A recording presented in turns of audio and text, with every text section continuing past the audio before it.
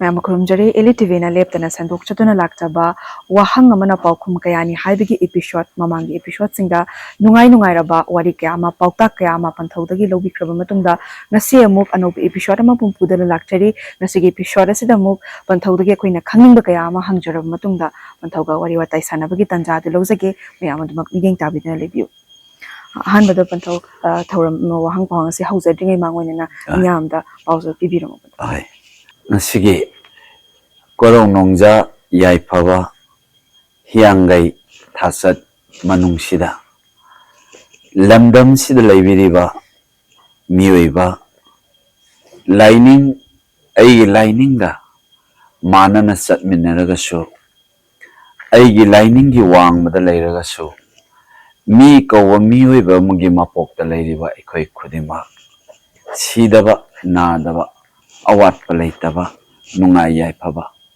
malem sida mioi bigi mapok amoina akoina pok tuna la abanina mi haibigi mingtholdo phangabanina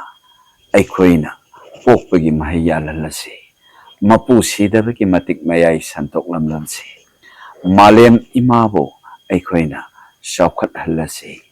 mioi bigi mapok akoibusu singtha na haurasano malem sida lairiba Nipung kudimangna miyam gidamakta hawak lon ikha thaba singi lairik mayek ohelasi miyoi bai khoi kudima panthau ahanbada haujadringai mangoina panthau khoi episode se namjaba haujarakpadagi bu oiragasu akoina pau coverage tawnabagi lakjaba matamda panthau je dum lakpa matamda ana ayek amata leitaba adum hakchang pharaga adum leiba dumak thengnaje aduga masi panthau gi kari aronba kari leibibano panthau khoi mayam desu khangan biyo panthau je ji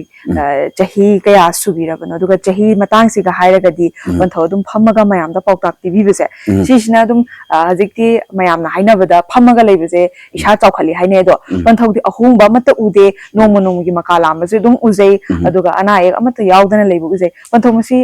kamaina tawibano panthau hoi khoyum laigi thaujalne laigi thaujal sigi manung sidai sida aina ahenba aikhoigi sengak lon aduga thausilon si ayi oina lining gi liklam si mangang luang khuman si ai yamna seksinna thaugal tawjei aduga loinana taibangi lakpiri bai mai cha singsiga wari sanabada yam nungaina miyoibana nirakpadasu yamna yamwana nijarapa lai haiba lai sinasu yam nungaina harauna aigi nakta la iba punamoksi aibu nungsiduna la ini laibu ningba tambirage haidana khangdaba singni ko hairaga mayam loinaba sisu yam nungaina loinaba koksida awaba sisu laitaba aduga loinana nongmagi thausilonda ayhak lining lanbigi oiba masilon sigi manungda ai thabak yamna suba ada aina suriba thabak se aina harauna sujaba adana matam leba kibikta koksida aikoigi arumba awaba hiche sutam thamdaba aina sire laigi nongdamda adum chatpa tabani hingi laigi nongdamda adum hingba tabani pangthoiba thabak sisu laigi nongdamda adumak pangthoibani miyoiba kawwa ainabu kari khanglugadoino hairaga aingonda yamna nungaina maktana lai thawal tawrok pasina maktana hingbasina afaba wakalda khanbasina masina oigani miyoibagi hakchang nadaba haibase afaba wakan khaladi nade aduga loinana miyoibagi punsisida afaba sinjak aigi maitegi sinjak lon nongmai thongaga amunba khara saribasina masina adumak hakchang phabagi masakni panthau do panthau na chu thambi khre aphaba wakhal bukhalabadi aphaba jinjak puchardi hakchang se dum nungai haiba ado panthau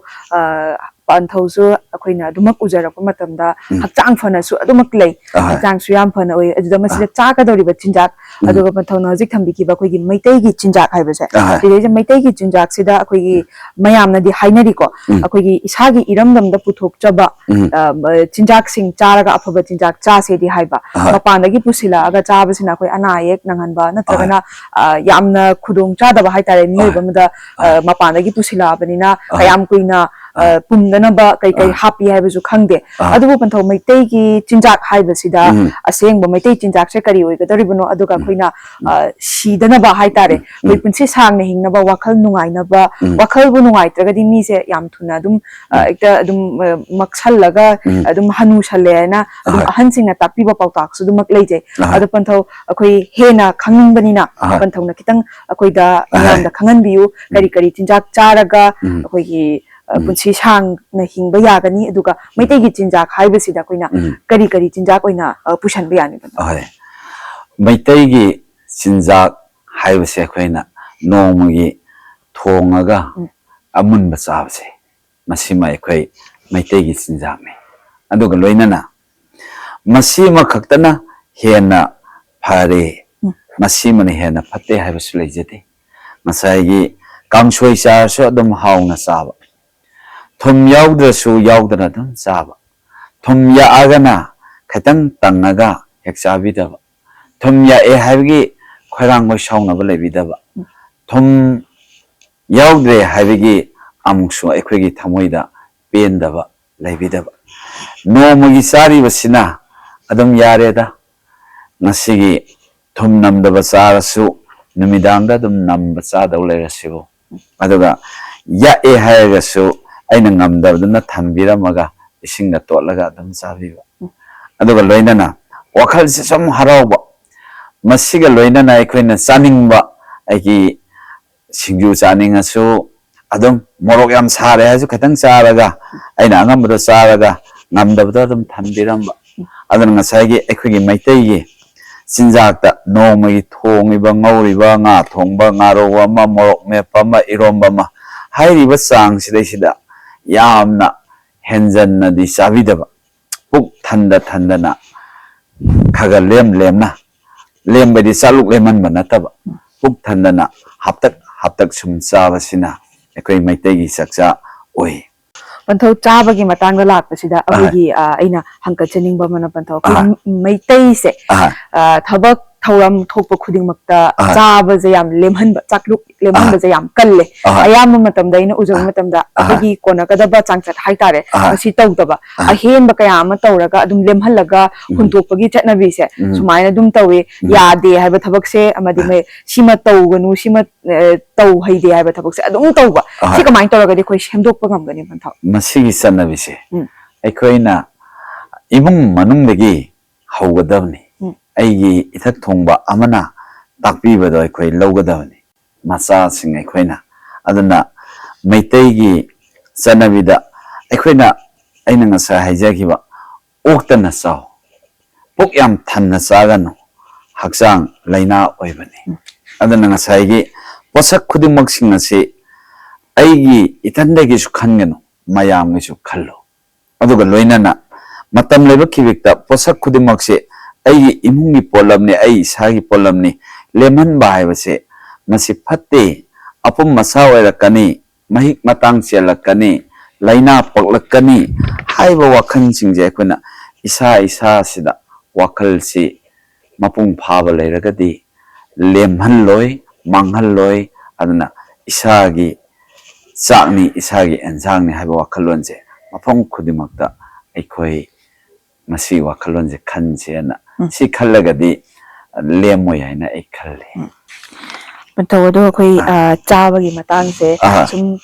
ꯍꯛꯆꯥꯡ ꯐꯅ ꯀꯃꯥꯏꯅ ꯊꯝꯒꯅꯤ ꯃꯇꯧ ꯀꯔꯝꯅ ꯆꯥꯒꯅꯤ ꯍꯥꯏꯕꯒꯤ ꯃꯇꯥꯡꯗ ꯈꯪꯖꯈ꯭ꯔꯕ ꯃꯇꯨꯡꯗ ꯍꯧꯖꯤꯛ ꯂꯥꯏꯅꯤꯡ ꯔꯣꯝꯗ ꯂꯥꯛꯆꯔꯕ ꯃꯇꯝꯗ ꯄꯟꯊꯧ ꯑꯍꯥꯟꯕꯗ ꯑꯩꯈꯣꯏꯅ ꯂꯥꯏꯅꯤꯡ ꯃꯃꯥꯡꯗꯁꯨ ꯑꯩꯈꯣꯏꯅ ꯑꯗꯨꯝ ꯄꯟꯊꯧꯗ ꯍꯪꯒꯠꯆꯕ ꯃꯇꯝꯗ ꯄꯟꯊꯧꯅ ꯃꯌꯥꯝ ꯑꯃ ꯁꯦꯡꯅ ꯀꯨꯞꯅ ꯑꯗꯨꯝ ꯍꯥꯏꯕꯤꯈꯤꯕꯁꯨ ꯂꯩꯕꯤꯈ꯭ꯔꯦ ꯄꯟꯊꯧ ꯑꯗꯨꯕꯨ ꯑꯃꯨꯛꯀ ꯍꯦꯟꯅ ꯈꯪꯖꯅꯤꯡꯕꯗꯤ ꯑꯩꯈꯣꯏꯅ ꯂꯥꯏꯅꯤꯡꯊꯧꯗ ꯑꯩꯈꯣꯏꯒꯤ ꯃꯁꯤ ꯑꯩꯈꯣꯏꯒꯤ ꯏꯄꯤꯁꯣꯠꯁꯦ ꯌꯦꯡꯉꯕ ꯃꯇꯨꯡꯗ ꯃꯌꯥꯝꯅ ꯁꯨꯝ ꯂꯝꯕꯤꯗ ꯊꯦꯡꯅꯔꯛꯑꯒ hangkatcharakpa haitare panthoda hangkatpinaba adum hairakpada ai panthoda mu hangkatchage pantho koina lining thauda matau karamna koi thauni jagani haibagi matangse kari kari wahai haijaraga koina thauni jagadage haibasima panthona ahanbada thambiranu yazani miyam akhangba ahibadi yamna laini aidi kumjali singamuga samapan humphudra 1970 gi Mas Kunipan Lamtagi Kunmathoi Nipan ba Thangja namiki ayupung mapanda okshabani aidi aduga laigi thogul sina lisingamga samapan maudra manga langbangi nongmapan ba nongmaising namiki pung mapan Agastang kuntayata laigi thogjal phangkhibani adana haibasigi aina taksari basahi aigi isa sigi aina khanganjari sina masigi mamangda leramba ahallaman yamna akhang ahibadi yam laigani adan laitabsu yaroi adu aigi khangjabada aigi punsironda aigi link lai thauda aina haijabasi ayu yenda anganba pung taret sigi matam sida taret haibasi maitai ekhoigi sanabini salai taret heloi taret sungthang machu taret maisau taret haidana ekhoigi taret se yamna masi maitai ekhoigi laigi warini adana ayuki pung taret sida sapchana lining thau panthau lupagi phambal thakta lengkhat pirasi imalai baren sidawi sanagi tangmal thakta lengkhat pirasi nasa oibana nasi korong nongja sigi khubak changjok taran londuna mangang matam sida punem jari lining thau laimaren ge koloi minglen sakpa son mangam jage miyoi mapok ta kalakpa mihoba apamba lehen bino sagai salai sen dhagadaba phataba thabak tawhan bino imung sibu nungai yai phaba pibiyu sade laite haiduna migi thongjen thongyada lephan biganu sadon phidol han biganu imung manung asigi ihai ising hidana rapada mai pahan biyu khupai sen walan binu sidaba pibiyu nadaba pibiyu awat palaitaba pibiyu lining thaulai maren haina sumaina nibiyu yam chamna adana laina adum sanbibani pantho aduga makha tajarakpada khogi maitai gi oina haiba tare masida khogi pangthokningba thabak thoram pangthokpa matamda tatnadaba haiba malebse adu maitai khogi dadi tatnadaba se lebibra kamai toiba tatnaba haiba se ekhoi maitai gi leiramabani adan leiram libasida sida tatnaba numisida yum sabidaba aduga loinana inongnoba thaba ama haubidaba sima tawhan janingde yariba makai tanaba haise masi ekhoina numitumudi thaidoaga tanadaba numita nungai yai phaba ekhoi thau pangsi akhang ahi singna magi sanaro lama semna leramlaba tanadaba haiba sima lakpada aina mayam punamakta akhangba aigida ahingba wa aidi ngangi asiba wasi kaya ngangde adana matam leba kibikta aikhoida tatnaba haiba wahai ama lai haktagi adumak lairam labanina wahai simakta mai manungi masak to thidabida tatnaba haiba wahai simakak lairamabnina lapthoknaba hairabani adana thabak thoram thogaida apalara lairani masi tawganu haidana hairam laba wahai simak khaktang aina lauje ataide ai thoidongna laudi adana masida tanaba sidai afabagi thabak tawro haibdai kaya taksade pantho aduga khogi mapani panba mapan pali mapani panba sinja tara mapan kunga mapan sidai sida ningol na mapamda changba se tawheide haija kai maram leibigina pantho masi yariba makhaide aikoina apalara lei adana samunu haibani adabu aigi lining lon sidadi lining iba macha amana lai khoramaga mapamda thabak inkhang kaigoma thokpada changmada masi yadaba leiroi adum changbiyona idi haijage maramdi mapal haibadasu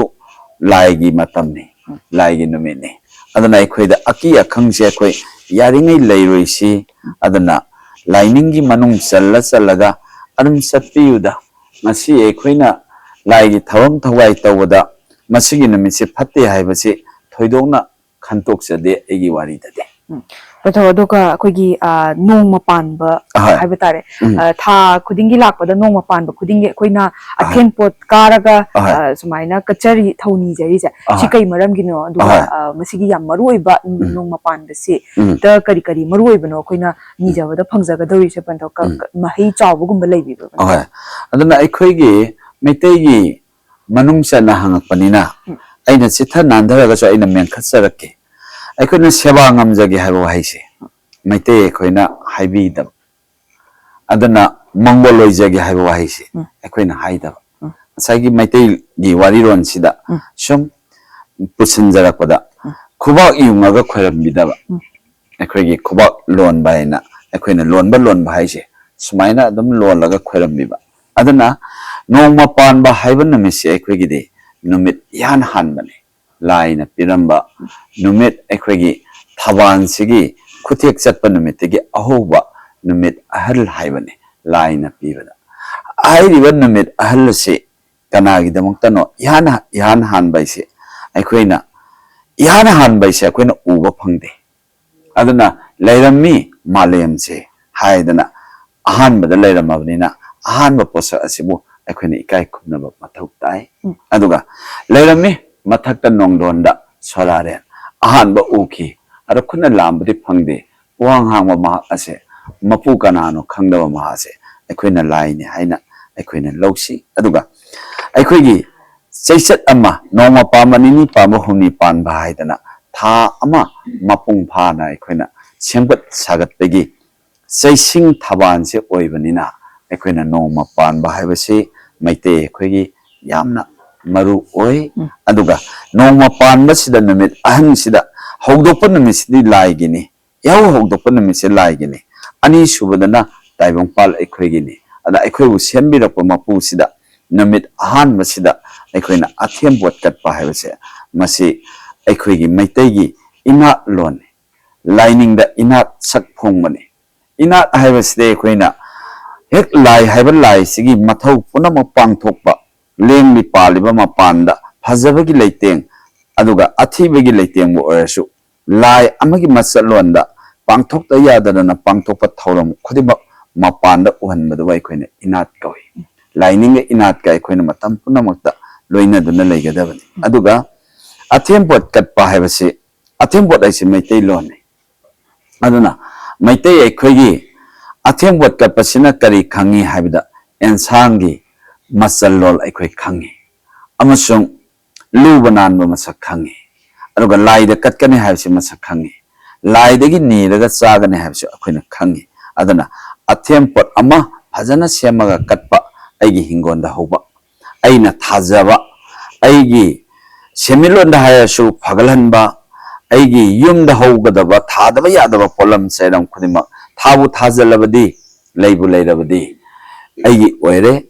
laira baido oidre marak mahada sidanaba nadanaba ekoi leina tina si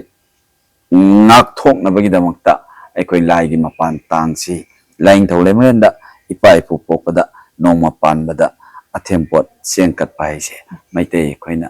katsia nai asmaina haije Kacai pun tahu na kontak mayamam pibi kerap matungda. Aku ki salai teret hai bese. Salai teret se aku ki maitai da maitai ki hai sida katang layam ise. Mesti kamai tahu bono duga aku maitai da layam maitai katang layam ise na. Aku ki kari mari sum layna bagira hai betul ni. Aku atau pa furup sing dia mata tahan raga so aku sana mahilat pa. Aku furup keragi oi nadi. Moisu salai yek salai se lay bagi adumak aku isu like the sum tamjabadi uraidubo tasengna magi yek salai haibase sisina leiramisina kaidongna bano haibado panthona kitang yek senga thambi yan yek haibasina aikoigi manganga longna bayade luanga longna bayade haiba salai haibasina aigi kanglo furup tu masak takpa aikoigi maitai khunthok londa aikoigi yaurakpa adana ahobada kuman mangang luang angom moirang khangamba sarang lai sangthe ai nangasi kuman dei lokhatsara isina pumam mammaga lairame ha taibang panse akhoi mi haiba mi sina sukang khangdringai matamda thawai panba hai pandagi lai pandagi amatta udringai matamda mammaga laiba u khangdaba mahak adubu aina ahanbada kumal haina ila khatsabani miyamna pabana mangang luang kumal haidana pabani adana ngasai awubada paba aigina laining londa udingai dagi parakbani hairiba maitei aikhoigi yamna maman yamba ngasai sen na mahut sinyadaba aduga loinana ai kanano nang kanano haibasida masak takpada yam laina takadaba mi ai khaktang takpa natana lai saksu masak takadaba aduga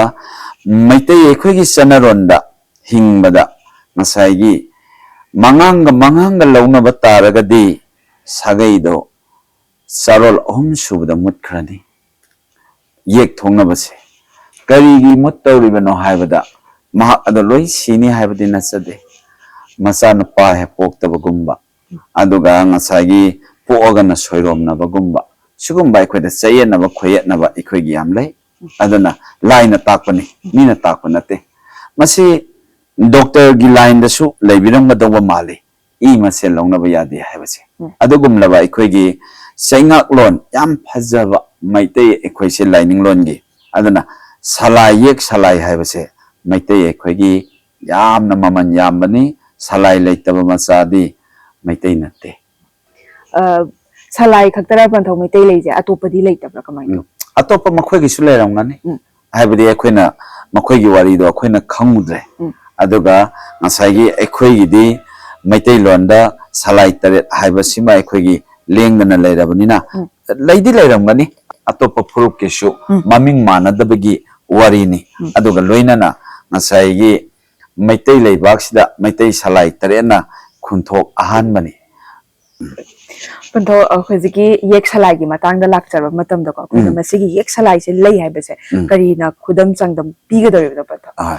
masigi lei haina ekhona khudam changdam pidoise ekhoi mihoi basidi tasengna hairabada akhoi kuidri haiba mi haiba mi sidi aduga ngasagi mihoi ba kouba ekhoi asi sarakpada ngasagi ekhoi sadringai matamda nang kanano haibasida ekhoi gi lai sina magi sagona hingameba salai si luangning thau haiba akoina luangning thau sigi macha si sidasu yam naksanna khudam ampi bada akoina luangning thau gi macha nupa amal lei pudang khoi kawi pudang khoi hairiba pudang khoi duna mathanta paya sibagi sangai sina marai bakta yansil laga ngasai sangai yarok sangai onki haidana aikoina hairiba wahaise miyoiba kouba aikoina poktringaidagi wari do leirambana lai wari se aikoina haini aduna di ngasai lai haibasina salai gi mapu oiraga lai dugi macha oiba aikoi sibu salai dugi macha ni haidana aikoi bu phiban khajalaga thambirambani haiba aduna lai na ta amba masak lon sibu aikoina kantho oga chatpa yade adana lai haiba lai su mi ekoina ngamna namthatlaga chatpasu yade salai leite hairagadi ekoise karama machano karai degi lakpano aduiba taragadi salai bu thawoidaba taragadi thawoidriba ai wersu mi wersu mahaki ipa mapu maben do aranba oiramgani haiba adana maitei oiramoi haiba maitei oiba aidi salai layena ai chong thora isni ha panthau ado koi panthau na ju thambi ko ji koi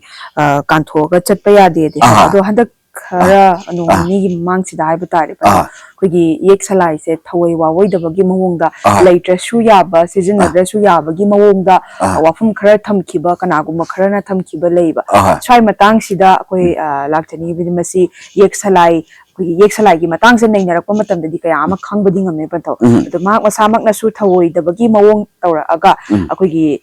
ꯌꯦꯛ ꯁꯂꯥꯏ ꯂꯩꯔꯤꯕꯁꯤꯡꯅꯁꯨ ꯌꯦꯛ ꯁꯂꯥꯏ ꯂꯩꯅ ꯌꯦꯛ ꯁꯂꯥꯏꯒꯤ ꯁꯤꯖꯤꯟꯅꯕ ꯑꯩꯈꯣꯏꯒꯤ ꯂꯥꯏꯅꯤꯡꯒꯤ ꯃꯩꯇꯩꯒꯤ ꯑꯣꯏꯕ ꯌꯦꯛ ꯁꯂꯥꯏ ꯁꯤꯖꯤꯟꯅꯔꯒ ꯂꯥꯏꯊꯧ ꯊꯧꯔꯝ ꯄꯥꯡꯊꯣꯛꯄꯗꯗꯤ ꯇꯣꯉꯥꯟꯕ ꯍꯥꯏꯇꯥꯔꯦ ꯌꯥꯟꯁꯟꯅꯕꯒꯤ ꯃꯑꯣꯡꯗ ꯇꯧꯔꯛꯄ ꯄꯟꯊꯧ ꯁꯤꯁꯤꯅ ꯑꯁꯣꯏꯕ ꯀꯔꯤ ꯀꯔꯤ ꯀꯥꯏꯔꯛꯄ ꯌꯥꯕ ꯀꯔꯤ ꯀꯔꯤꯗꯤ ꯂꯩ ꯑꯗꯨꯕꯨ ꯉꯁꯥꯏꯒꯤ ꯍꯥꯏꯔꯤꯕ ꯃꯍꯥꯛꯀꯤꯁꯨ ꯃꯥꯅ ꯑꯈꯪꯕ ꯂꯝꯕꯤ ꯑꯃ ꯃꯥꯅ ꯌꯥꯅꯤꯡꯗꯕꯒꯤ ꯍꯥꯏꯕ ꯑꯣꯏꯔꯝꯒꯅꯤ ꯃꯗꯨꯕꯨ ꯑꯩꯈꯣꯏꯅ ꯍꯦꯛ ꯐꯠꯇꯦ ꯍꯥꯏꯗꯅ ꯇꯥꯛꯄꯗꯤ ꯑꯩꯅ ꯃꯗꯨ ꯑꯩꯗꯤ ꯉꯝꯖꯔꯣই ꯑꯗꯨꯒ ꯂꯣꯏꯅꯅ ꯑꯩꯅ ꯄꯨꯕ ꯃꯥꯏꯀꯩ ꯑꯩꯅ ꯆꯦꯟꯕ ꯃꯥꯏꯀꯩ ꯑꯩꯕꯨ ꯌꯥꯕꯤꯕ ꯀꯥꯡꯕꯨ ꯑꯗꯨꯗꯤ ꯁꯂꯥꯏ ꯅꯝꯊꯠꯄ ꯍꯥꯏꯕꯁꯦ ꯑꯩꯒꯤ ꯐꯨꯔꯨꯞ ꯃꯨꯠꯊꯠꯄꯅꯤ ꯑꯗꯨꯅ ꯁꯂꯥꯏ ꯇꯔꯦꯠꯁꯦ ꯍꯤꯡꯀꯠꯂꯤꯕ ꯃꯈꯩ ꯃꯩꯇꯩ ꯍꯤꯡꯀꯠꯀꯅꯤ ꯍꯥꯏꯕꯁꯦ ꯑꯩꯈꯣꯏ ꯏꯁꯥ ꯏꯁꯥꯗ ꯄꯨꯁꯤ ꯑꯩꯒꯤ ꯏꯃꯥꯗꯤ ꯁꯤꯒꯤꯅꯤ ꯑꯩ ꯏꯄꯥꯗꯤ ꯁꯤꯒꯤꯅꯤ ꯑꯗꯨꯕꯨ ꯑꯩ ꯌꯨꯝꯅꯥꯛꯇꯤ ꯁꯤꯔꯣꯏ ꯑꯗꯨꯒ ꯑꯩꯒꯤ ꯁꯂꯥꯏꯁꯨ ꯑꯗꯨꯃꯛ ꯏꯅꯥꯛꯇ ꯍꯤꯡꯉꯒ ꯂꯩꯌꯦꯅ ꯑꯩ ꯑꯁꯨꯃꯥꯏꯅ ꯍꯥꯏꯒꯦ ꯁꯂꯥꯏꯗꯤ ꯃꯩꯇꯩ ꯑꯩꯈꯣꯏꯅꯗꯤ ꯃꯨꯠꯊꯠꯂꯣꯏꯁꯤ ꯁꯂꯥꯏꯕꯨ ꯌꯥꯝ ꯏꯀꯥꯏ ꯈꯨꯝꯅꯁꯤ ꯁꯂꯥꯏ ꯑꯃꯅ ꯑꯩꯒꯤ ꯂꯩꯕꯥꯛ ꯀꯟꯕ ꯉꯝꯗꯣꯏꯅꯤ ꯍꯥꯏꯕꯁꯦ ꯑꯩ ꯐꯣꯡꯗꯣꯛꯆꯒꯦ ꯄꯟꯊꯧ ꯑꯗꯣ ꯑꯩꯈꯣꯏ ꯁꯂꯥꯏ ꯇꯔꯦꯠ ꯌꯦꯛ ꯁꯂꯥꯏ ꯍꯥꯏꯕꯁꯦ ꯑꯩꯈꯣꯏ ꯃꯩꯇꯩꯒꯤꯗ ꯌꯥꯝꯅ ꯃꯔꯨꯑꯣꯏꯅ ꯈꯟꯅꯔꯒ ꯃꯁꯤꯒꯤ ꯋꯥꯍꯟꯊꯣꯛ ꯌꯥꯝꯅ ꯆꯥꯎꯕ ꯑꯃ ꯂꯩꯔꯝꯃꯦ ꯄꯟꯊꯧ ꯑꯗꯨꯕꯨ ꯑꯩꯈꯣꯏ ꯃꯩꯇꯩꯅꯦꯅꯗꯤ ꯏꯁꯥꯅ ꯃꯩꯇꯩꯅꯦ ꯍꯥꯏꯔꯒ ꯑꯩꯈꯣꯏꯒꯤ ꯌꯦꯛ ꯁꯂꯥꯏ ꯂꯩꯖꯩ ꯍꯥꯏꯕꯗꯤ ꯃꯌꯥꯝ ꯑꯃ ꯂꯩꯕ ꯑꯗꯨꯕꯨ ꯇꯁꯦꯡꯅꯃꯛꯀꯤ ꯃꯩꯇꯩ ꯑꯃ ꯑꯣꯏꯔꯒ ꯍꯥꯏꯇꯥꯔꯦ ꯃꯩꯇꯩꯒꯤ ꯂꯥꯏꯅꯤꯡꯗ ꯑꯩꯈꯣꯏ ꯑꯩ ꯃꯩꯇꯩꯅꯦꯅ ꯁꯛꯇꯥꯛꯆꯔꯒꯁꯨ ꯑꯩꯒꯤ ꯌꯦꯛ ꯁꯂꯥꯏ ꯂꯩꯖꯩ ꯍꯥꯏꯔꯒꯁꯨ ꯑꯩꯈꯣꯏꯒꯤ ꯂꯥꯏꯅꯤꯡ ꯂꯣꯟꯆꯠꯇ ꯃꯩꯇꯩꯒꯤ ꯃꯥꯏꯀꯩꯗ ꯆꯠꯁꯦ ꯍꯥꯏꯕꯗꯤ ꯍꯦꯛ ꯍꯦꯛ ꯌꯥꯗꯕ ꯇꯣꯉꯥꯟꯕ ꯈꯔꯁꯨ ꯑꯗꯨꯃꯛ ꯂꯩꯕ ꯄꯟꯊꯧ ꯃꯁꯤ ꯑꯩꯈꯣꯏꯅ ꯁꯦꯝꯗꯣꯛꯄꯗ ꯀꯩ ꯆꯪꯒꯅꯤ ꯅꯠꯇ꯭ꯔꯒ ꯁꯦꯝꯗꯣꯛꯇꯅ ꯑꯗꯨꯝ ꯃꯥꯅ ꯃꯁꯥꯃ ꯋꯥꯈꯜ ꯇꯥꯖꯔꯛꯄꯗꯨ ꯑꯗꯨꯝ ꯉꯥꯏꯖꯒꯗ꯭ꯔꯥ ꯄꯟꯊꯧ ꯀꯃꯥꯏꯅ ꯇꯧꯅꯤ ꯃꯁꯤ ꯑꯩꯈꯣꯏꯅ ꯃꯁꯤꯒꯤ ꯁꯂꯥꯏ ꯇꯔꯦꯠꯁꯤ ꯂꯩꯅ ꯃꯁꯥꯅ ꯁꯂꯥꯏ ꯇꯔꯦꯠꯀꯤ ꯃꯅꯨꯡ ꯆꯜꯂꯒ ꯃꯩꯇꯩ ꯑꯣꯏꯗꯕꯁꯤ ꯃꯁꯤ ꯑꯩꯈꯣꯏꯁꯤ ꯌꯥꯝ ꯂꯥꯏꯕ ꯑꯃꯗꯤ ꯂꯩ ꯌꯥꯝ ꯂꯥꯏꯕ ꯑꯃꯗꯤ ꯂꯩ ꯍꯥꯏꯕꯁꯤ ꯃꯍꯥꯛꯅꯁꯨ ꯍꯧꯗꯕ ꯑꯩꯅꯁꯨ ꯍꯧꯗꯕ ꯉꯁꯥꯏꯒꯤ ꯑꯩꯈꯣꯏꯒꯤ ꯃꯅꯤꯄꯨꯔꯒꯤ ꯂꯩꯉꯥꯛꯂꯣꯟ ꯄꯥꯏꯔꯤꯕ ꯑꯩꯈꯣꯏꯒꯤ ꯑꯉꯝ ꯑꯊꯧꯁꯤꯡꯁꯤꯅ ꯉꯁꯥꯏ ꯑꯩꯈꯣꯏꯒꯤ ꯃꯩꯇꯩ ꯍꯥꯏꯕ ꯐꯨꯔꯨꯞꯁꯤ ꯂꯥꯏꯅꯤꯡ ꯂꯣꯟꯁꯤ ꯑꯩꯈꯣꯏ ꯂꯣ ꯑꯃ ꯁꯦꯝꯕꯤꯔꯕ ꯑꯗꯨꯒ ꯏꯟꯗꯤꯌꯥ ꯒꯣꯚꯔꯟꯃꯦꯟꯠꯗ ꯃꯁꯛꯁꯦ ꯍꯟꯕꯤꯔꯕ ꯏꯟꯗꯤꯌꯥ ꯒꯣꯚꯔꯟꯃꯦꯟꯠꯒꯤ ꯂꯥꯏꯅꯤꯡ ꯂꯣꯟꯗꯨꯒꯤ ꯃꯅꯨꯡꯗ ꯆꯜꯍꯟꯕꯤꯔꯕ ꯃꯩꯇꯩꯁꯤ ꯃꯩꯇꯩꯒꯤ ꯂꯣ ꯑꯃ ꯁꯦꯝꯃꯕ ꯃꯩꯇꯩꯒꯤ ꯑꯩꯈꯣꯏꯒꯤ ꯃꯩꯇꯩ ꯍꯥꯏꯕ ꯐꯨꯔꯨꯞ ꯑꯩꯈꯣꯏꯁꯤ ꯌꯥꯝꯅ ꯑꯇꯥꯡꯕ ꯑꯃ ꯑꯣꯏꯖꯩ ꯑꯩꯅ ꯁꯨꯝ ꯈꯟꯕꯗ ꯑꯗꯨꯒ ꯑꯅꯤꯁꯨ ꯁꯨꯗꯕ ꯃꯩꯇꯩ ꯑꯩꯈꯣꯏꯁꯦ ꯑꯗꯨꯒ ꯏꯔꯣꯟꯁꯨ ꯂꯩꯖꯕ ꯃꯩꯇꯩꯂꯣꯟ ꯃꯌꯦꯛꯁꯨ ꯂꯩꯖꯕ ꯃꯩꯇꯩꯂꯣꯟ ꯑꯗꯩ ꯆꯛꯆꯥ ꯌꯥꯍꯤꯞꯁꯨ ꯂꯩꯖꯕ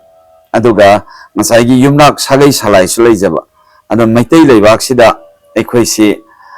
ꯂꯥꯏꯒꯤ ꯈꯨꯟꯊꯣꯛꯂꯣꯟꯗ ꯏꯍꯥꯟ ꯍꯥꯟꯕ ꯑꯣꯏꯅ ꯑꯩꯈꯣꯏꯁꯤ ꯅꯤꯡꯊꯧ ꯄꯥꯟꯗꯅ ꯉꯁꯥꯏꯒꯤ ꯌꯥꯝꯅ ꯃꯄꯨꯡ ꯐꯥꯕ ꯂꯩꯕꯥꯛ ꯑꯃꯒꯤ ꯃꯅꯨꯡꯁꯤꯗ ꯑꯩꯈꯣꯏꯒꯤ ꯇꯣꯉꯥꯟꯅ ꯍꯤꯡꯖꯕ ꯃꯩꯇꯩ ꯐꯨꯔꯨꯞꯅꯤ ꯑꯗ ꯃꯩꯇꯩ ꯐꯨꯔꯨꯞ ꯑꯩꯈꯣꯏꯁꯤ ꯉꯁꯥꯏꯒꯤ ꯂꯩꯉꯥꯛꯂꯣꯟꯁꯤꯅ ꯌꯥꯝꯅ ꯇꯥꯡꯕ ꯐꯨꯔꯨꯞ ꯑꯃꯅꯤ ꯍꯥꯏꯗꯅ ꯃꯥꯡꯈꯤꯗꯅꯕꯒꯤꯗꯃꯛꯇ ꯉꯁꯥꯏꯒꯤ ꯑꯣꯏꯖ ꯑꯣꯏꯊꯛꯀ ꯄꯤꯕꯤꯔꯕ ꯑꯗꯨꯒ ꯉꯁꯥꯏꯒꯤ ꯀꯣꯇꯥꯒꯁꯤ ꯃꯩꯇꯩꯒꯤ ꯇꯣꯉꯥꯟꯅ ꯃꯥꯒꯤ ꯑꯣꯏꯖ ꯑꯣꯏꯊꯛꯀꯤ ꯂꯩꯉꯥꯛꯂꯣꯟꯅ ꯄꯤꯕꯤꯔꯕ ꯑꯗꯨꯗꯤ ꯃꯩꯇꯩꯁꯤ ꯂꯣꯏ ꯆꯦꯟꯁꯤꯜꯂꯛꯀꯅꯤ ꯑꯩꯈꯣꯏ ꯃꯩꯇꯩꯁꯤꯗꯤ ꯑꯣꯏꯖꯕ ꯊꯤꯕ ꯌꯥꯝ ꯍꯩꯕꯅꯤꯅ ꯑꯗꯨꯅ ꯂꯩꯉꯥꯛ ꯃꯄꯨꯅ ꯁꯦꯝꯕꯤꯔꯒꯗꯤ ꯌꯥꯝꯅ ꯈꯣꯡꯖꯦꯜ ꯌꯥꯡꯅ ꯆꯪꯁꯤꯜꯂꯛꯀꯅꯤ ꯍꯧꯅꯗꯁꯨ ꯌꯥꯒꯅꯤ ꯑꯗꯣ ꯌꯦꯛ ꯁꯂꯥꯏ ꯑꯃꯒꯤ ꯃꯄꯨ ꯑꯣꯏꯅ ꯑꯋꯥꯠꯄ ꯂꯩꯇꯅ ꯍꯤꯡꯉꯤꯕ ꯃꯩꯇꯩ ꯁꯂꯥꯏ ꯇꯔꯦꯠ ꯑꯩꯈꯣꯏꯗꯤ ꯃꯩꯇꯩ ꯑꯣꯏꯁꯤ ꯑꯩꯅ ꯑꯃꯨꯛꯀꯁꯨ ꯈꯣꯝꯖꯔꯤ ꯏꯊꯟꯇꯅ ꯃꯩꯇꯩ ꯑꯣꯏꯕꯕꯨꯗꯤ ꯑꯩꯈꯣꯏ ꯄꯨꯟꯅ ꯑꯣꯏꯔꯒꯗꯤ ꯃꯤꯇꯣꯞ ꯀꯅꯥꯅꯣ ꯑꯗꯨꯒ ꯃꯩꯇꯩ ꯀꯅꯥꯅꯣ ꯀꯗꯥꯏꯗꯒꯤ ꯍꯧꯔꯛꯄꯅꯣ ꯀꯅꯥꯅ ꯍꯥꯟꯅ ꯂꯩꯔꯝꯃꯤ ꯀꯗꯥꯏꯗꯒꯤ ꯂꯥꯛꯈꯤꯒꯦ ꯍꯥꯏꯕꯁꯤꯗꯤ ꯃꯩꯇꯩ ꯁꯂꯥꯏ ꯇꯔꯦꯠ ꯑꯩꯈꯣꯏꯅ ꯈꯣꯡꯐꯝ ꯆꯦꯠꯂꯕ ꯃꯇꯝ ꯑꯩꯈꯣꯏ ꯄꯨꯟꯅ ꯑꯃꯨꯛꯇꯪ ꯂꯦꯞꯃꯤꯟꯅꯔꯕ ꯃꯇꯝꯗ ꯃꯤꯇꯣꯞ ꯃꯤꯌꯥꯟ ꯈꯟꯗꯣꯛꯄ ꯌꯥꯝ ꯂꯥꯏꯒꯅꯤ ꯑꯗꯨꯅ ꯑꯩꯁꯨ ꯃꯩꯇꯩꯒꯤꯗꯃꯛꯇꯅꯦ ꯑꯩꯅ ꯂꯩꯖꯔꯤꯁꯤ ꯑꯗꯨ ꯃꯩꯇꯩ ꯑꯣꯏꯃꯤꯟꯅꯁꯤ ꯃꯩꯇꯩ ꯁꯂꯥꯏ ꯇꯔꯦꯠ ꯄꯟꯊꯧꯅꯁꯨ ꯇꯥꯛꯄꯤꯔꯦ ꯄꯟꯊꯧ ꯑꯩꯈꯣꯏꯒꯤ ꯃꯩꯇꯩ ꯍꯥꯏꯕ ꯃꯩꯇꯩꯒꯤ ꯐꯨꯔꯨꯞꯁꯦ ꯑꯗꯨꯛꯀꯤ ꯃꯇꯤꯛ ꯌꯥꯝꯅ ꯐꯖꯕ ꯍꯥꯏꯗꯤ ꯆꯛꯆꯥ ꯍꯩꯖꯥꯟ ꯆꯛꯆꯥ ꯌꯨꯊꯛꯇꯕꯨ ꯑꯣꯏꯔꯣ ꯐꯤꯖꯦꯠ ꯆꯛꯆꯥꯗꯕꯨ ꯑꯣꯏꯔꯣ ꯈꯨꯗꯤꯡꯃꯛꯇ ꯍꯤꯔꯝ ꯈꯨꯗꯤꯡꯃꯛꯇ ꯁꯩꯁꯛꯂꯣꯟ ꯁꯩꯗꯥ ꯈꯨꯗꯤꯡꯃꯛ ꯌꯥꯝ ꯐꯖꯔꯦ ꯄꯟꯊꯣꯛ ꯑꯗꯨꯕꯨ ꯅꯆꯥꯅ ꯍꯪꯒꯠꯆꯅꯤꯡꯕꯗꯤ ꯍꯧꯖꯤꯛꯁꯦ ꯑꯩꯈꯣꯏꯒꯤ ꯃꯩꯇꯩꯒꯤ ꯑꯣꯏꯕ ꯇꯣꯉꯥꯟꯕ ꯁꯩꯁꯛꯂꯣꯟ ꯂꯩꯖꯩ ꯀꯩꯀꯩ ꯐꯤꯖꯦꯠ ꯁꯦꯠꯀꯅꯤ ꯑꯗꯨꯒ ꯀꯔꯝꯕ ꯃꯐꯝꯗꯅ ꯀꯔꯝꯕ ꯐꯤꯖꯣꯜ ꯁꯦꯠꯀꯅꯤ ꯍꯥꯏꯕꯒꯤ ꯃꯇꯥꯡꯗꯁꯨ ꯌꯥꯝ ꯈꯦꯠꯅꯕꯗꯤ ꯂꯩ ꯑꯗꯨꯒ ꯍꯧꯖꯤꯛꯁꯤ ꯂꯥꯏꯔꯤꯛꯇ ꯂꯣꯏꯅꯃꯛ ꯇꯝꯅꯔꯕꯅꯤना ꯂꯣꯏꯅꯃꯛꯇꯤ ꯈꯪ ꯍꯩꯔꯕ ꯉꯥꯛꯇꯅꯤ ꯑꯈꯪ ꯑꯍꯩ ꯃꯌꯥꯝ ꯑꯃꯁꯨ ꯂꯩꯖꯔꯤꯀꯣ ꯄꯟꯊꯣꯛ ꯑꯗꯨꯕꯨ ꯑꯩꯈꯣꯏꯅ ꯍꯦꯛ ꯌꯦꯡꯂꯨꯕ ꯃꯇꯝꯗꯗꯤ ꯃꯩꯇꯩ ꯑꯃꯒꯤ ꯃꯩꯇꯩ ꯂꯥꯏꯅꯤꯡꯒꯤ ꯁꯩꯁꯛꯂꯣꯟꯅꯦꯗꯤ ꯍꯥꯏꯕ ꯑꯗꯨꯒ ꯁꯦꯠꯇꯣꯔꯛꯄꯗꯅ ꯈꯪꯗꯦ ꯑꯗꯨꯝ ꯏꯌꯥꯟꯗ ꯌꯥꯟꯁꯤꯟꯅꯕ ꯇꯁꯦꯡꯅ ꯂꯨꯍꯣꯡ ꯈꯣꯡꯗꯣꯡꯕꯗꯕꯨ ꯑꯣꯏꯔꯒꯁꯨ ꯍꯥꯏꯇꯥꯔꯦ ꯄꯟꯊꯣꯛ ꯁꯨꯃꯥꯏꯅ ꯑꯩꯈꯣꯏꯒꯤ ꯃꯩꯇꯩ ꯅꯦꯗꯤ ꯍꯥꯏꯔꯒ ꯑꯩꯈꯣꯏꯒꯤ ꯏꯌꯥꯟꯗ ꯌꯥꯟꯁꯤꯟꯅꯔꯤꯕ ꯈꯨꯗꯤꯡꯃꯛꯁꯦ ꯁꯤꯁꯦ ꯁꯨꯝ ꯍꯦꯟꯀꯠꯂꯛꯄ ꯍꯥꯏꯗꯤ ꯍꯧꯖꯤꯛꯁꯦ ꯌꯥꯝꯅ ꯍꯦꯟꯀꯠꯂꯛꯄ ꯃꯩꯇꯩ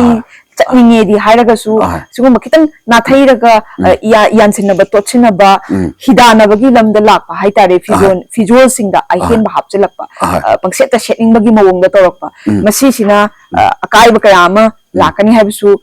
ꯈꯪꯂꯤꯕ꯭ꯔꯥ ꯅꯠꯇ꯭ꯔꯒ ꯈꯪꯗ꯭ꯔꯤꯕ꯭ꯔꯥ ꯍꯥꯏꯕꯅꯤ ꯑꯗꯨꯅ ꯍꯦꯟꯅ ꯄꯟꯊꯧꯅ ꯑꯩꯈꯣꯏ ꯃꯤꯌꯥꯝꯗ ꯄꯥꯎꯇꯥꯛ ꯄꯤꯕ ꯑꯣꯏꯅ ꯃꯁꯤ ꯇꯧꯕ ꯐꯩ ꯅꯠꯇ꯭ꯔꯒ ꯐꯠꯇꯦ ꯍꯥꯏꯕꯗꯣ ꯃꯁꯤ ꯊꯝꯕꯤꯌꯨ ꯑꯩꯈꯣꯏꯒꯤ ꯃꯩꯇꯩꯒꯤ ꯋꯥꯔꯤ ꯅꯩꯅꯔꯣꯜꯁꯤꯗ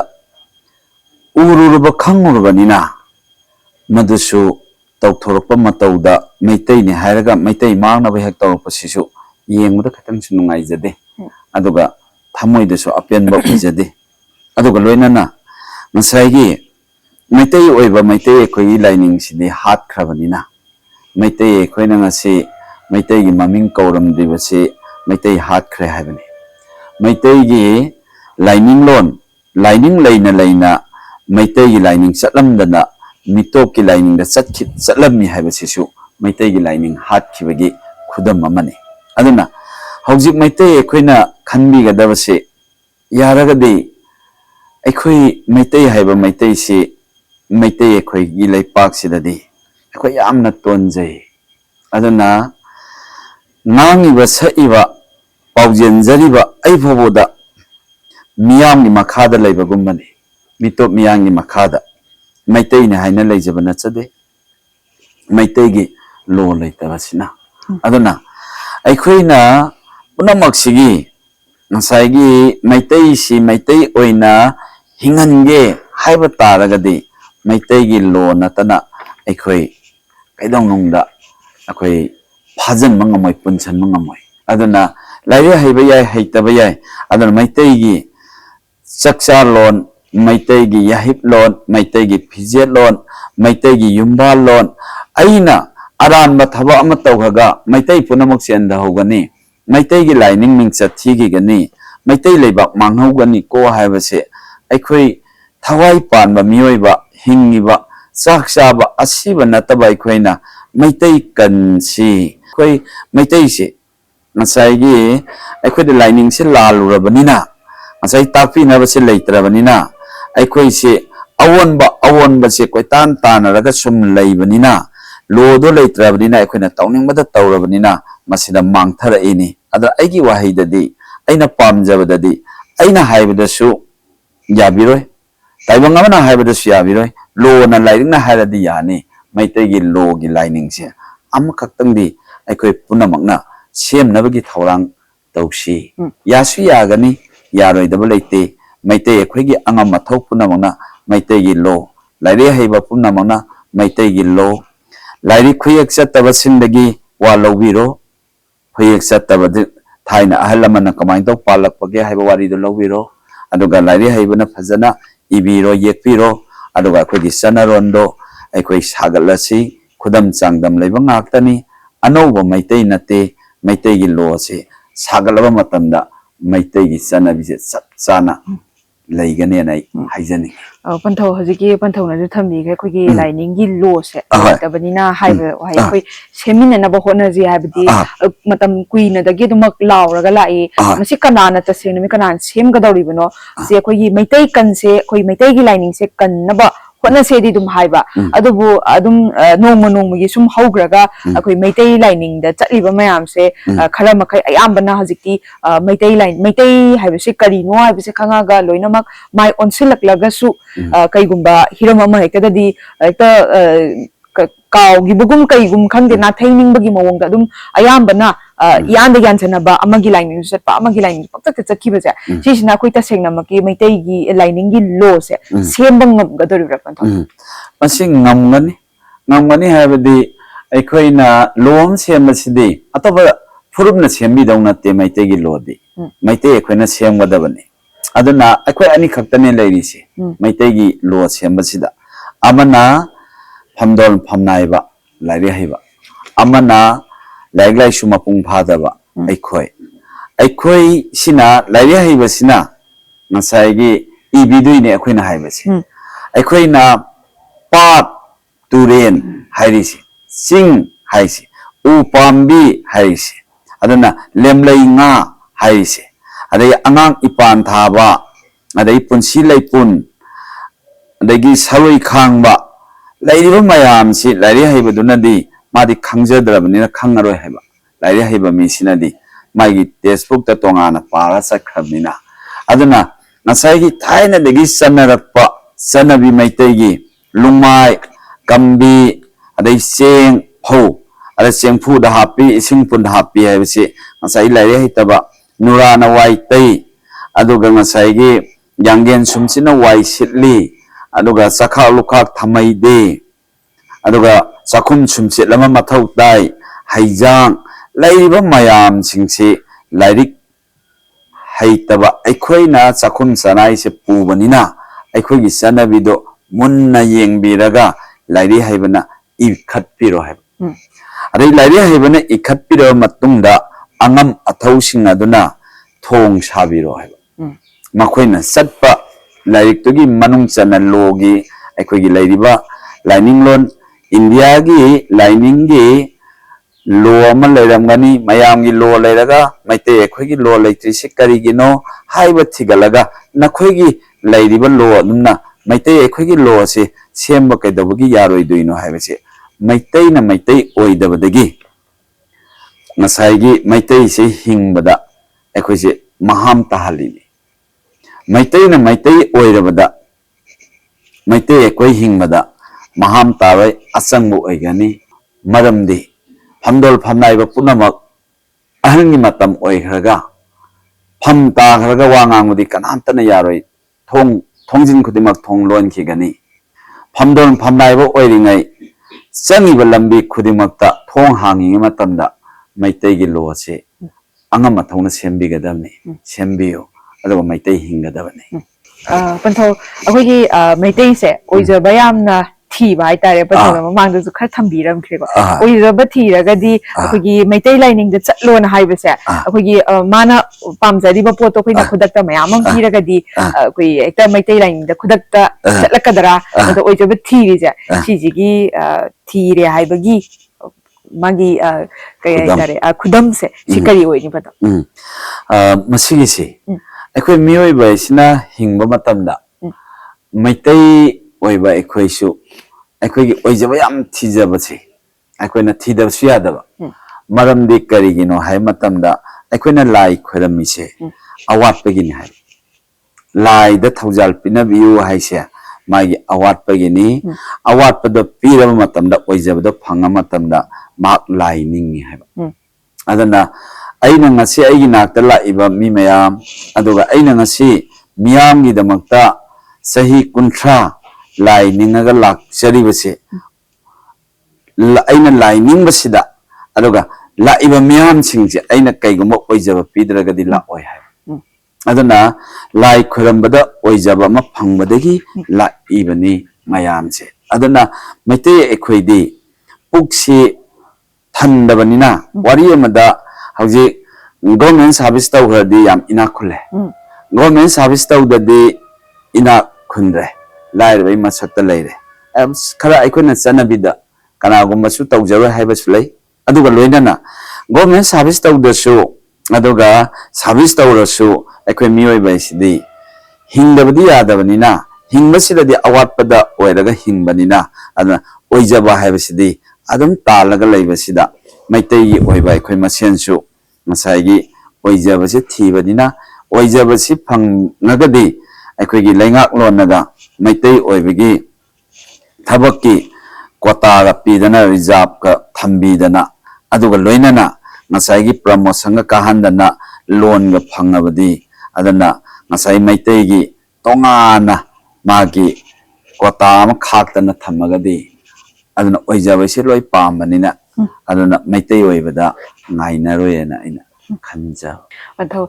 thakat jari paktak me amam su pibi kre khang ba kya am su leiri aduga pantho ina lo shalakpada khoi haji chai khuningi pangtho oga lakpa sangai festival je pantho chahi ani lep lu ba matung da handak chai sung pangtho na ba lengak na kan sem sari aduga sigi koi section thawang su am lokhatli hai tar haji se president ru gi lengak na tawraga semgat sagalapni khoi gi hana gi leijaramba lengak tu na semakpa khoi popular government na minister MLA na palaga semakpa na te PR government na sem saraga jikse yam kana pangthok na badi hotnari adubu tongan ba mai kai kya dagi hai tare masi han ba horak pase lan generaga lai ba IDP singna moino oina pangthok pidana ba athing ba thamak padagi achauba organization loop ima loop tongan ba mai kai digi mahairoi loop kaya dagi jikse athing ba piri masida ngarang makta su koi ki marks ki zero thadorak pada art and culture gi lamda lai ba jagoi isai tawgada ba sigi hiram gi hai tare koi gi maitai gi phajaba sak takadaba sigi lam sida su koi kana kumbam tana yawidana ba na appeal tawnarakli adubu lengak na di pangthok na ba sem sari masida ani sigi chayet na ba sil leiri banina sangai festival ai bisi karino ai bisi mayam na loi khangnara bani koi gi sangai si sakta ibani mapandagi nyur kya ama lakadari bani masida athing ba su leiri lengak na su pangthok na bisili sham tang je pantho gi kari wakhalon lebi bani masigi wari se khoina lepade ngamoy Legak mapugi di magi taugani haibaduna adum taukidok sumale aduga loinana athing ba haibaduna sabsana hek puksen khojen tinana khungpham chetna thingbai mai kai duda phajana lemina khragadi madu wasum suba adana puning wakhan mana ba haibado oigadoini sakana taujabusu sarkagi lambiduda de khoina haiba ngamaroi adana yauroi se haibaduna yaudaba ngamagadi maitai se phuksen manare haiba masak to khoina khangba ngamgani masida mo yauksalagana masoi taba amana haiba amana ngangba tadaba haibai masak to khoida mayek sengna uba phangani na ina sumaina khanjai pantho do khoi gi leiriba lengak lui sing sa hai tare lengak leiba MLA sing se maitai di maitai oi ko mayam fruit la punjalaga oi jaraga jo khoi maitai ayam bana di maitai oi ribani taseng namaki lingjel manada ba hai batare khoi masel gi marakta lingjel manada badagi ngasi bobada chahi sukyam kuiraba matam se president ruling akse dum leiraga leiri banina pantho bagi maitai amoiraga swam tang salak sabum tam dum maitai amoibagi lambi rom da laaga haitare pantho lingjel manada basina mina so dum usit thawaidana tawrakpani haibatare asi gi matang sidadi pantho khoi lingjel manada base si khoi maitai dana ayamba hele maitai punsin se hairaga su lingjel manada ba mayamam leibanina khoi punsin base am waba mo oiri dana pantho ngasi kamai tawraga di khoi semdokpa yagani do kamai tawraga manani pantho masi lingjel manabasi aikhoina taibang mihoi bana satpa lisat amaga laiwaiba aikhoida leiriba masalol amaga adana masi yamna laiba matam sangoi da bathoksin le aikoi si ama oi haiba sida karamaina oige haibada masi maitai lining si maitai aikoina lining thau khoiramba sida maitai ni